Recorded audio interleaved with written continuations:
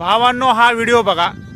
गावखेड्यातील वस्ती तांड्यातील गरीब घराण्यातील माता मावल्या जरांगे पाटलांविषयी असणारं प्रेम.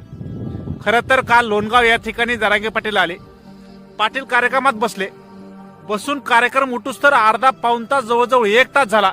परंतु ह्या माता मावल्या भर उन्हामध्ये जरांगे पाटलाकडे बघत होत्या.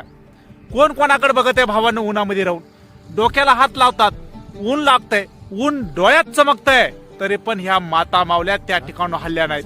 का? कारण फक्त आणि फक्त जरांगे पाटलांना बघायचंय. खरंच हे प्रेम तुम्हा आम्हाला भेटलंय का?